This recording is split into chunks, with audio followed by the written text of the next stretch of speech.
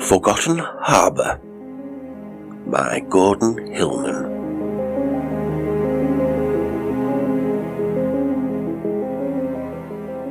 Whenever I hear the roar of the surf or feel fog on my face, I shudder in terror of the memory that those two wonders of nature bring back to my mind. It all happened because my friend Cranshawe had been called to Chicago on a case connected with the tax commission. A man there had demanded his taxes be lowered because a house he owned was haunted, and he could neither rent nor sell it. The tax commissioner, very justifiably at his wit's end, had called in Cranshawe, the greatest American authority on poltergeists, and so I had gone to Forgotten Harbour alone to enjoy a few peaceful autumn days, not knowing that fall in Forgotten Harbour means fog. But then, if I had known that, I should not have gone, and if I had not gone, Forgotten Harbour would have witnessed a tragedy even more horrible than the one which I saw.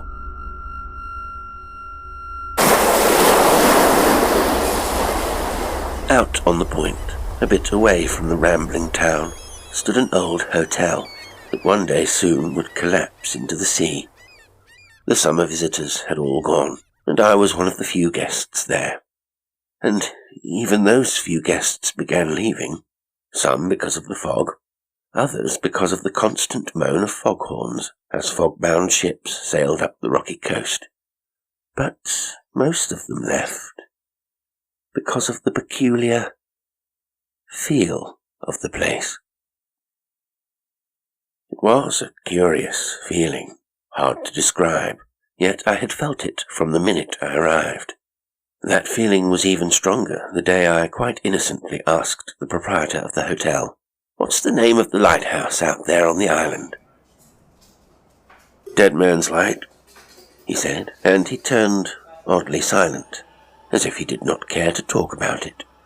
"Curious name, Dead Man's Light," I said.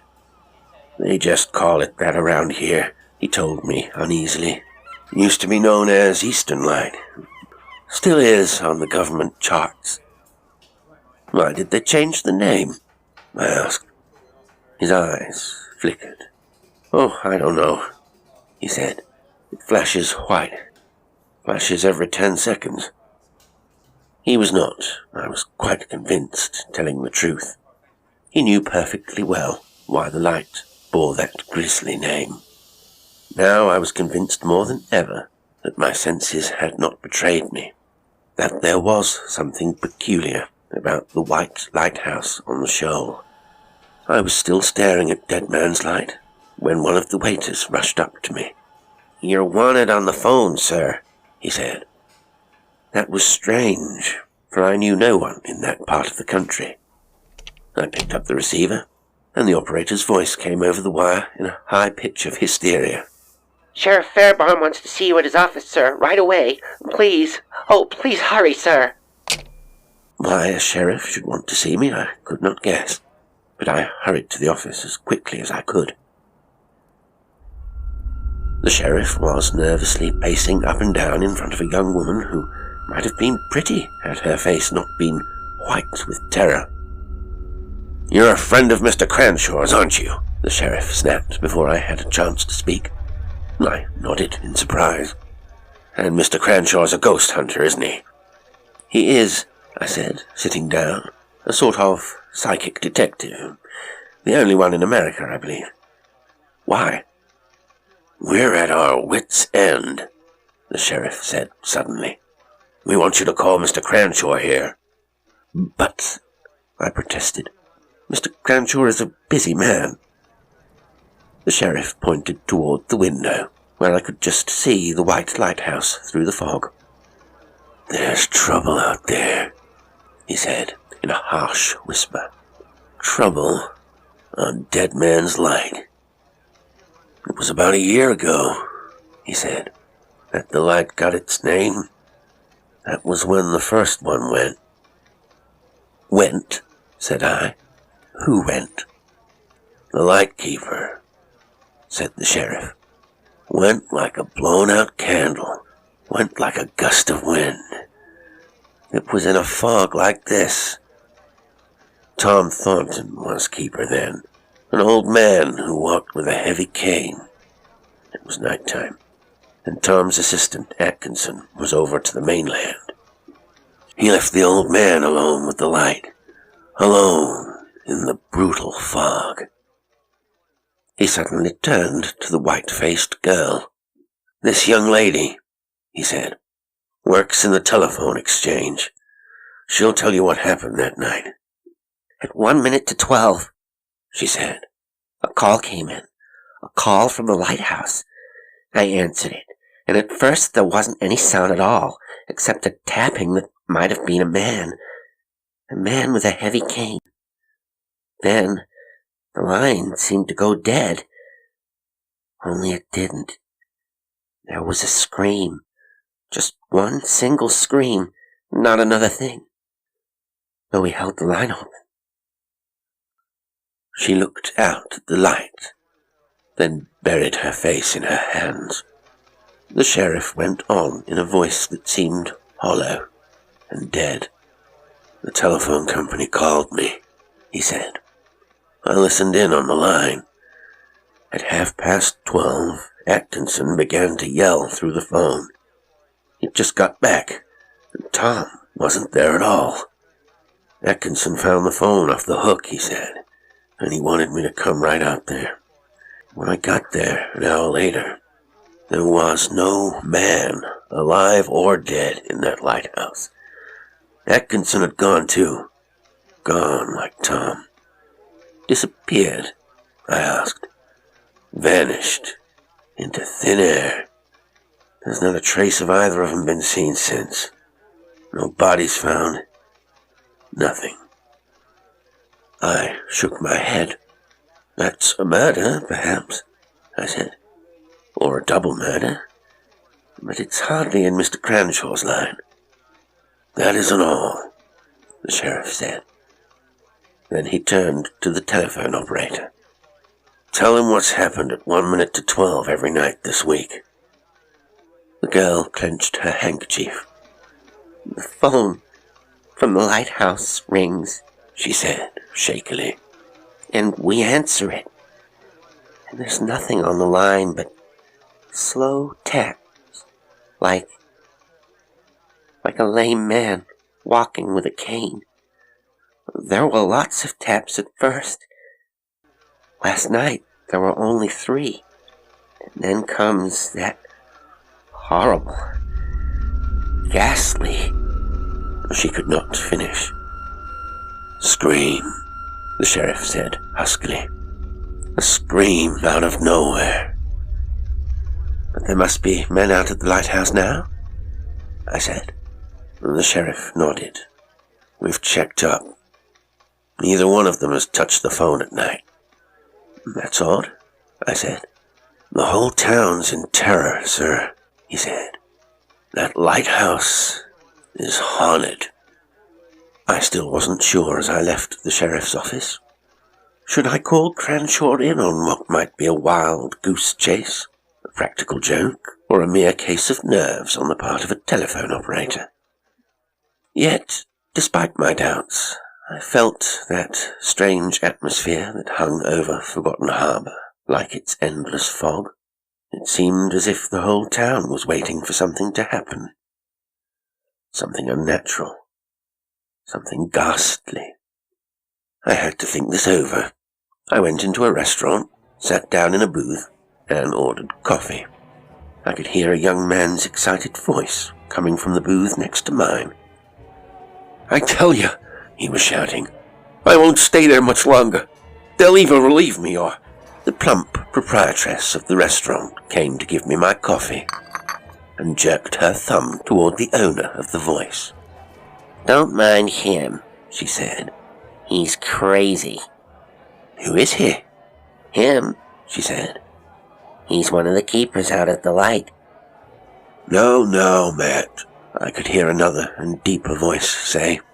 "You'd better straighten up. There's nothing in what you say. Such things don't happen hereabouts. You'd better get back to Dead Man's Light. That's right, said Matt, louder than before. That's what it is. Dead Man's Light. The light where dead men don't die. They don't die, I tell you. They don't. Then I saw the owner of the voice, a very lean and bronzed young man with a look of terror in his eyes. A grizzled fisherman was guiding him out of the booth, saying, "There's naught in that, Matt. You'll be all right when you're back in your lighthouse." Back there, screamed the boy. Back where that thing will get me. That thing that comes out of the fog. The outside door was slammed, and that was all I heard. But it was enough. I practically ran to the railroad station. "Drop tax matter," I wired Cranshawe. "Hurry here. Most mysterious case of your career. Haste imperative." I knew the mere hint of eerie doings would bring Cranshawe like a shot, and it did. 2 days later, he stepped off the train at Forgotten Harbour.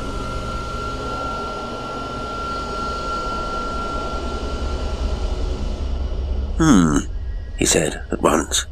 "Uneasy feeling about this place. Something's going to happen here." "Something already has," I told him, and as we sat in my hotel room, I recounted the whole story. Cranshawe listened to the end, then took a pair of field glasses from his bag and focused them on the lighthouse and the little island upon which it stood. For perhaps 5 minutes he surveyed the sandy ground, and then gave a sudden start. "Here," he said. "Look through these. Look at the south end of the island, just beneath the light. Do you see anything?" For a moment I could see nothing. Then I did see something, and I nearly dropped the glasses. At the very foot of the lighthouse were 2 odd-shaped mounds, narrow and about 6 feet long, I should say. In the sharp light of sunset, they seemed to grow and grow. Their outlines became firmer. They suggested graves, whispered Cranshawe. 2 graves. Watch them. Don't take your eyes off them." Though my hands shook, I clung to the glasses. I had looked at the island before, through a telescope. There had been no mounds then, no graves. And these mounds I saw were rapidly losing form, losing shape, disappearing into a flat level of sand, disappearing into nothingness, as 2 men had disappeared a year ago tonight. Had it been the sharp light of sunset that brought out these 2 graves? Was it a mirage? Suddenly they were completely gone, and as I turned to Cranshawe, whose face was as puzzled as mine, a bell began to clang in the town. It was no ordinary bell. There was something about its ring that brought chills to my spine, and it rang through the fog, rang through the gathering darkness, rang as if each new stroke was a signal of doom. "My God," said I. "What's that?" The bell rang so loudly I could hardly hear a knock on our door. The door opened and the sheriff burst in. "Mr. Cranshawe! Mr. Cranshawe!" he called. "For God's sake, do something!" Of us all, Cranshawe was the only one who remained calm. "Are you Sheriff Fairbairn?" he asked. The sheriff nodded. "Good. Tell me now, are there 2 graves on the south end of Dead Man's Island? 2 graves just in the shadow of the light?" "No," said the sheriff. "No, sir. Some folks say they've seen 'em, but I've looked. There are no graves." The alarm bell still rang. "What's that?" asked Cranshawe. "It's the huge bell on the life-saving station," said the sheriff. "It hasn't rung since the Northern Prince went down 32 years ago." "Oh, why is it ringing now?" I asked. "Is there another wreck?" "No, sir," quavered the sheriff. "Not yet. Nobody's ringing that bell, sir. Nobody human. I've got one of my deputies standing guard beside the bell rope. That bell rope doesn't move, but the bell's ringing. Ringing like mad." Cranshawe was already putting on his overcoat, slipping a notebook into one pocket, a revolver in the other. "This noon," the sheriff went on, "2 fishermen came to me, scared to death. They came in past the lighthouse last night, and they say they saw a lantern in the fog." "Good God!" I shouted, for my nerves were fast getting the better of me. "A lantern's nothing to worry about," the sheriff shouted back. "But this one is. It moved about knee-high, slow, as if a man was walking with it. A man who didn't walk very well. But it wasn't on the island. It was on the water." "In a boat, then?" asked Cranshawe. The sheriff shuddered. "There wasn't any boat. There wasn't anything out there but the lantern, and the fishermen nearly ran it down." Cranshawe turned on the sheriff. "Now, Mr. Fairbairn," he said, "there's no use disguising the fact that this is a serious situation, and an uncommonly nasty one. I want you to keep your head and answer 2 or 3 questions and answer them quickly." "Okay," said the sheriff. "First question," snapped Cranshawe. "Was there another of those queer telephone calls from the light last night?" "There was." "How many times did the dead man's cane tap?" "Only once. It's been tapping one less time every night now." Cranshawe frowned. "The time's short," he said. "I should have been called here before. There's a boat due here tonight, isn't there?" "Yes," said the sheriff. "Queensland Castle. Big passenger ship, and she'll be due about midnight." I knew it, said Cranshawe, half under his breath. Then he turned to the sheriff again. "Mr. Fairbairn, something strange, something horrible is going to happen on Dead Man's Light tonight. I may be able to prevent it. I may not. What I want to know is, will you implicitly follow my orders for the next 24 hours? The sheriff sighed with relief. "Gladly, Mr. Cranshawe. This business is driving me out of my head, and I'm not the only one. Since that bell's begun to ring, the whole town's in terror. Give me your orders. I'll follow them." "First," said Cranshawe, "I want you to make me a deputy sheriff. Second, I want authority to spend tonight at Dead Man's Light." "You're practically sworn in," said the sheriff. "But the lighthouse is government property." Cranshawe spoke slowly, measuring his words. "It may mean disaster if I don't get there tonight." The sheriff thought for a moment, then said, "As peace officer of Folsom County, I authorize you to stay at the lighthouse as long as you wish. What else, sir?" Cranshawe was already at the door. "You stay in town," he snapped. "Put one of your men on the telephone switchboard in the exchange. Have him answer anything from the lighthouse. Don't let him leave his post. Station yourself at the life-saving station. Run the surf boat out on the beach. Have every powerboat in the harbor ready to move on an instant's notice. Commandeer all available seamen to man them." The sheriff seemed about to say something, but Cranshawe held up his hand for silence. In the distance, the big bell was still booming. "The last time that rang, Sheriff, the Northern Prince went down. It went down on Dead Man's Shoal, didn't it?" The sheriff nodded, his face white as chalk. Cranshawe spoke to him again as we went down the steps of the hotel. "Remember," he said, "at the slightest sign or hint of anything out of the ordinary at Dead Man's Light, get every available craft started for the shoal." He stopped, and then added, "Tell your deputies to load their guns." I was completely confused. If Dead Man's Light was haunted, what good would guns do against a ghost? If it wasn't... The sheriff suddenly shouted to a man across the street, a man who was built like a gorilla, whose face even resembled one. "That's Roger Wilson, the lightkeeper," he hastily said to Cranshawe as Wilson walked over. "Wilson, I want you to take these 2 gentlemen out to the light. They're spending the night there." The lightkeeper's voice was a deep boom. "Can't. Against the rules. It's government property." "And?" said the sheriff. "You ought to take them out now in your boat. If you don't, I'll arrest you for obstructing justice." Wilson only nodded his head and led us to the waterfront. In silence we climbed into his small motorboat. In silence the sheriff watched us leave. The fog came down again, like a pall. Through it we could dimly see that 10-second flash of white that meant Dead Man's Light was ahead. "There have been some queer doings on your light lately," said Cranshawe smoothly. The lightkeeper shrugged his shoulders. "Some folks say so. Haven't seen 'em myself. You won't see anything neither." "Nor hear anything?" asked Cranshawe sharply. "Nothing to hear," growled the lightkeeper. "You've no right to be out there anyway. I'll report the sheriff to Washington." Cranshawe leaned forward, his voice cutting like a knife. "I wouldn't," he said softly. "Washington's still interested in what became of its 2 lightkeepers a year ago tonight. And so am I." Wilson knelt down to do something to the engine. He growled.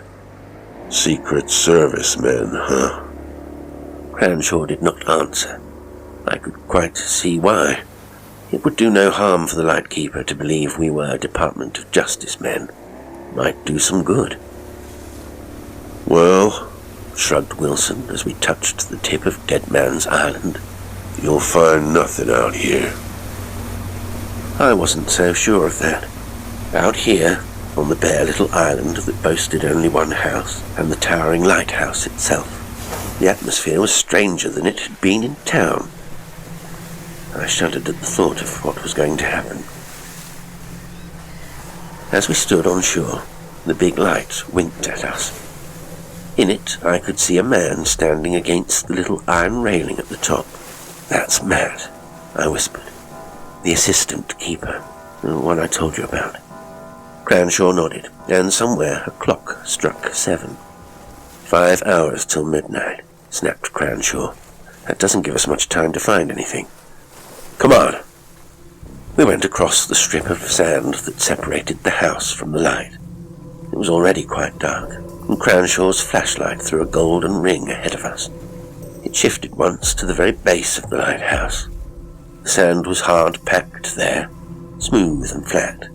There was no sign of a mound or a grave. "I saw them," I said, "with my own eyes. So did you." "No matter," said Cranshawe impatiently. "The sheriff says they're only seen at sunset. Hurry." We entered the lighthouse and pounded up innumerable rounds of iron stairs. At last we came to the top, where the great lamp wheeled and sent out its rays to pierce the fog. The fog was thicker than ever. Through it you could hear the seabirds' cries, and occasionally the faint, far-off whistle of a ship. "Keep your eyes away from the lamp," Cranshawe said sharply, "or it'll blind you." At the top, Matt met us. Cranshawe went straight toward him. "Tell me what you know," he snapped. "All you know about Dead Man's Light. Sheriff's orders." "Oh, government men," said Matt shakily. "Won't do any good. You'll never find anything. Never." "Now calm down," said Cranshawe, "and tell us what you're afraid of." Matt leaned toward us and whispered as the great light wheeled and swung, wheeled and flashed. "It's this thing," he whispered. "A horrible thing comes out of the fog. Dead man's face. The dead man's footsteps. I don't mind the ghost lantern, nor the noises, but that face, mister, it's not human. It's not alive. It looks as if..." I heard a shuffling noise, and there was Wilson standing on the stairway, listening. Suddenly he shouted, "Matt, I'm coming up to take over." Cranshawe nodded to me, and we went down. As we passed Wilson, he hissed, "Don't mind Matt. He's a little crazy." To my surprise, Cranshawe emphatically agreed with him. "Absolutely," he said. I followed Cranshawe across the fog-bound sands to the house. He opened the door and went in. Downstairs there was a long living room that smelled of pipe smoke. There were 3 windows, all facing east. Upstairs there were 2 bedrooms. "No one's up there," reported Cranshawe after a search. The telephone was in the corner of the living room. He motioned me toward it. "Take the receiver off the hook," he commanded, "and tell the sheriff's deputy that nothing's happened yet, but to stand by for trouble." I picked up the receiver. Above the telephone was a clock, its hands racing toward the hour of 8. "Hello? Hello?" I shouted into the phone. There wasn't a sound. The line was dead. Then I could hear footsteps. A lame man's footsteps. The tap-tap of a man with a heavy cane. The noise was coming through the telephone. 1 tap, 2 taps, 3, 4. Then silence again. I waited, my ears tense, my nerves jangling, for an unearthly scream. The scream of a man in agony. The scream of a man near death. But no scream came. Above me, the clock had begun to strike 8. "Cranshawe! Cranshawe!" I shouted. There were 4 taps. 4 distinct taps. My friend nodded as his hand closed on the revolver in his pocket. "Hang up," he said quietly. "Now try the mainland again. There are just 4 hours left before something happens here. Tell the sheriff's deputy to have all boats ready to leave the harbor at precisely 1 minute of 12. This time the line was clear, and I delivered my message. "Well," I said to Cranshawe, "what now?" "Wait," he said. I must have dozed off, but when I opened my eyes, it was 11:30, and a salt wind was blowing through the door. Matt stood there, the mist in little beads on his cap and face. "Wilson sent me back here," he mumbled. "It's almost time." "Time for what?" snapped Cranshawe. You'll see," said Matt, as he sank down in a chair, his eyes riveted on those 3 east windows. I looked out the windows too, but all I could see was fog. All I could hear was the ship's whistle. It seemed almost on top of us now. Cranshawe slipped the revolver back into his pocket. "I'll take a turnabout outside," he said. "Stay by that phone." He opened the door and stepped into the fog. Seconds after Cranshawe left, the lights went out as if some hand had swiftly cut them off. Yet Matt was still sitting in his chair, 20 feet from the switch. As the lights went out, a great glow from the lighthouse flashed about us, and there, in the window, coming out of the fog, was a face. No body, no arms, just a face, drifting on the fog. The face of no living man, no human face. It was black, cinder black, as if it had been burned. Its eyelids were closed over what should have been eyes. Slowly, as it pressed against the pane, those eyelids opened. There were no eyes. It was horrible. Matt suddenly screamed. "Ah! It's pecking at the glass! It's coming in! The thing's coming in!" Dead Man's light flashed no longer. It was pitch dark. The face had gone from the now mysteriously opened window. I heard a sharp cry in the dark. The cry of a man being choked. It was Matt's cry. Though every fibre in me protested, I hurled myself toward Matt, felt something cold flash by my face. something that froze every drop of blood in my body. Suddenly, I felt clammy hands on my throat. I fought frantically, but there was nothing, no one there. I was being choked to death by nothing. In a daze, I dragged myself from that clutch, dragged myself across the floor, found the switch, and the lights went on. Matt lay on the floor, unconscious. There were ghastly red marks on his throat. The marks of clawing fingers. There was no one else in the room, but in the rug there was a deep, round imprint, such as a steel shaft of a heavy cane might make. The window was still wide open. Its lock had been broken. "Cranshawe!" I shouted. "Cranshawe!" The door opened, and he ran in. Without a word, he lifted Matt's head, looked at the scarlet marks on his throat. "There must be some brandy here," he shouted. He found some in a cabinet and poured a little down Matt's throat. I looked up at the clock. It was 2 minutes to 12, and that fog whistle was deafening. The ship must practically be on the island, I thought. It was still dark outside. Matt, who had regained consciousness, tried to stand up. "The light! The light's gone out!" he cried. Cranshawe and I raced for the door. Above us rose the shaft of the lighthouse, but where there should have been the great flow of the lamp, there was only darkness. Darkness all around, except to the east. There, barely visible, were the lights of a liner making for the harbour. The ship's whistle blew frantically in short, sharp blasts, as though calling in panic for the light to flash again. "Quick!" shouted Cranshawe. "The telephone!" He was gone in an instant, his revolver in hand, racing toward Dead Man's Light with Matt. I ran in and reached for the telephone. Above it, the clock said 1 minute to midnight. I tore down the receiver and jangled the hook. The steamer's whistle blared again. Closer. Closer. "Hello," said a voice at the end of the phone.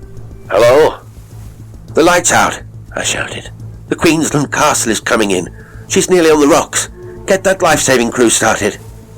The line clicked shut, and as I looked out the door, I could see the light of the steamer drifting toward disaster. Then another light flashed. It was a lantern where no lantern should have been. A lantern in the fog. A lantern on the very surface of the sea. It seemed to move slowly, jerkily, but it still moved faster than Cranshawe and Matt. It moved toward the lighthouse. Entered it. I saw it through the lighthouse windows, going up, up, as if mounting the stairs. Then, in a sudden burst of glory, Dead Man's Light shone full on my face. The great lamp was blazing, swinging, flashing. The steamer's siren screamed. I could hear a chorus of shouted commands. Hard over, full speed astern. There was an instant when her bow shot out of the fog, when it seemed almost to crash down upon me. Then it slowed, stopped, and backed away as the whistle roared and a jangle of bells came from the engine room. In the dark town beyond, a rocket went up, and I could hear the sirens of boats racing down the bay as the big alarm bell on the life-saving station boomed and boomed again. I ran out of the house. To the east, the steamer's lights were slowly swinging away as she took her course up the bay. Above me, Dead Man's Light flashed and flashed again. And then Cranshawe was beside me, beads of perspiration on his face. "The lightkeeper's dead," he said huskily. "Up there in the light. Dead, without a mark on him. I wouldn't go to look if I were you. Even before he died, he was being blinded. Blinded because, as he was dying, his face was held close to the light itself." "Held?" I gasped. "Held," said Cranshawe. "You saw the lantern coming out of the sea, I suppose. Well, that's that. It's all over now." It was all over, save for explanations to the sheriff, who came running up the sand. "My God, Mr. Cranshawe," said the sheriff. after he had heard the tale of that night of terror. A dead man in the lighthouse, another man nearly choked to death, the Queensland castle nearly wrecked. What do you make of it all? Cranshawe placidly lit his pipe. As far as he was concerned, the case was closed. "A year ago tonight," he said, "2 men disappeared out here. They didn't disappear. They were murdered. There's an old passageway under the lighthouse. It's sealed up now. Unseal it, and you'll find their bodies, under the sands, under the spot where we saw the 2 graves at sunset." "But who murdered them?" gasped the sheriff. Cranshawe almost smiled. "That's elementary. Roger Wilson murdered them. He wanted this lighthouse job when old Tom Thornton got it. Wilson never forgave him. He waited a year or so for old Tom to die, but old Tom didn't die. So Wilson came here 1 year ago tonight, killed the old man, and hid his body. Then he killed young Atkinson. Then he put the bodies in the secret passage and went away again. Wilson was next in line for the lighthouse job. He took it, never realizing that old Tom would come back to haunt the light." "My God, it's incredible," the sheriff said. "Even when he found out Dead Man's Light was haunted," said Cranshawe. "Wilson wouldn't quit. He wouldn't be beaten by a dead man. But he did go mad. He'd already killed 2 men. He wanted to kill more. He was a homicidal maniac. That's why he tried to wreck the Queensland castle. He would have, too, despite all our efforts, if it hadn't been for—" The sheriff looked fearfully behind him. "If it hadn't been for a dead man," he breathed. "Precisely," said Cranshawe, as if that were a most commonplace matter. "I don't know how you're going to write that down in the records, Sheriff." For once, I thought I had found a flaw in Cranshawe's explanation. "But why?" I asked. "If old Tom, the dead man, wanted revenge on Wilson, why did the thing try to strangle Matt?" "I don't exactly know," said Cranshawe, "but I suspect that before Wilson murdered old Tom, he did a fiendish thing. He held the old man's face toward the light, till his eyes were burned out, till he was blinded." The sheriff dropped his pipe. "You mean," he gasped, "the dead man couldn't see?"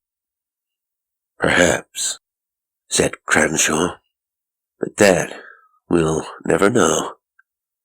Today the folk of Forgotten Harbour claim that Dead Man's Light is haunted still. They say, too, that a ghost lantern often flickers through the fog. But it does not matter now. After the 2 bodies were found in the old passageway, the government abandoned Dead Man's Light. The new lighthouse is on the opposite shoal."